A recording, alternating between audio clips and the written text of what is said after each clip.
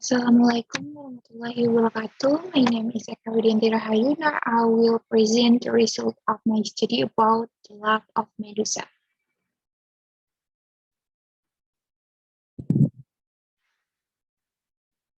What is feminism? Feminism is an interdisciplinary approach to the issue of equality and equity based on gender, gender expression, gender identity, sex and sexuality as understood through social theories and political activism. Historically, feminism has evolved from the critical examination of inequality between the sexes to a more nuanced focus on the social and performative constructions of gender and sexuality. Feminist theory now aims to interrogate inequalities and inequities along the intersectional lines of ability, class, gender, race, sex, and sexuality, and feminists seek to effect change in areas where these intersectionalities create power inequity. Intellectual and academic discussion of these inequities allow our students to go into the world aware of injustice and to work toward changing unhealthy dynamic in any scenario. Feminist political activists campaign in areas such as reproductive rights, domestic violence, fairness, social justice, and workplace issues such as family medical leave, equal pay, and sexual harassment and discrimination. Okay, next. The love of Medusa. This division of Medusa has been adapted by patriarchal men to portray women who have strong desires as dangerous and ugly. The reason Helen used the metaphor of Medusa laughter as a form of rejection of the idea of truth that is ingrained in patriarchal thinking, and she would you just have to look at Medusa in person and realize that she is not deadly, she is beautiful and she loves. Medusa laughter is like the laughter of a rebellious woman to fight the tyranny of man in our form. So Helen's goal in writing the work of Medusa was because she wanted women to write about themselves. Next, a creature feminine in the love of Medusa.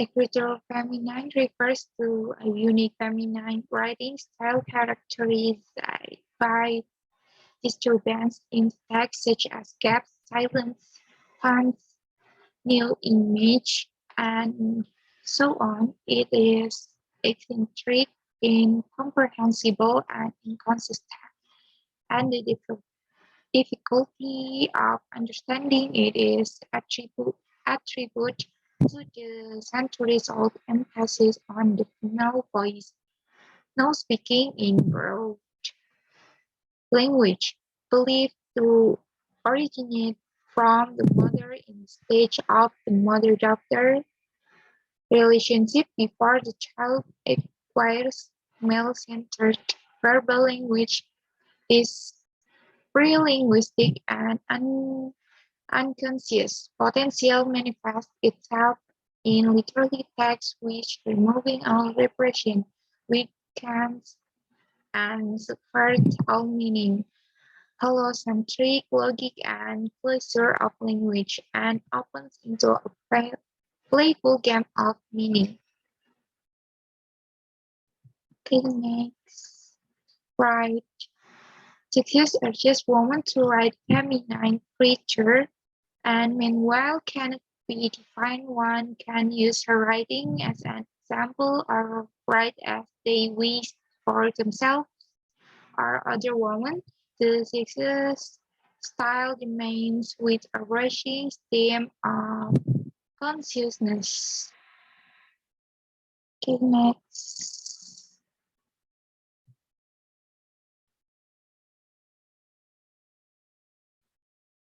Logic anti-love. For Helen Zixet,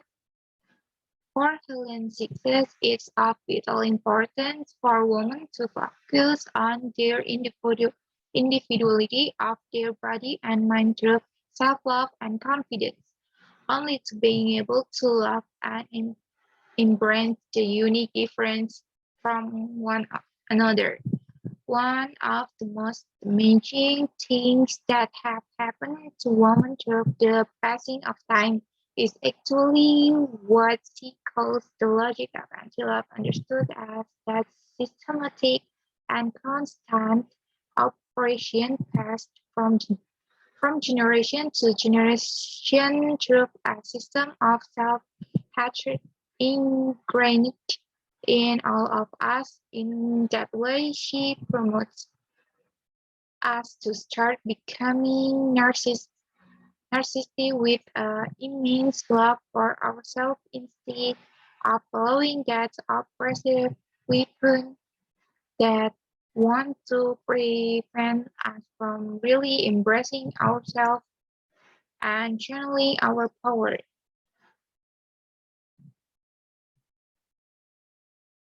Okay, women are sophisticated, erotic, and profound. Sixus claims that men have dominated religion, science, logic, reason, and writing directly or indirectly for hundreds of years because men have dominated the writing word for so long and because Sixus believes that men oppress and demean women because they fear them. Sixus claims that women have been taught to hate themselves and other women. She believed that women have allowed themselves to buy into male ideologies and have internalized them to their own detriment. Female libido is unrestricted and therefore more sophisticated than male sexuality. And the last conclusion in her seminal work, The Love of Medusa, feminist thinker Helen Zixes deals with the topic of feminine writing. Her main point in the article is that women should pursue writing despite attempts to drive them away from the field in the past. She also demonstrates how feminine writing can look like through the text itself. Sixes also hope that the woman always preserves someone else's potential. The ability a mother has to give love which is not destructive leads her to understand other human beings and especially other women.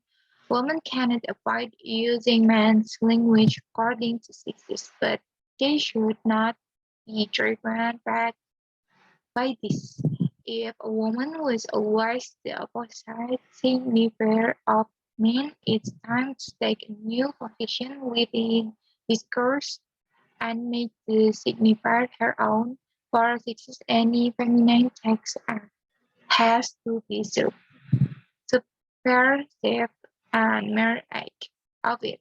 A woman can write from a position that no man can have.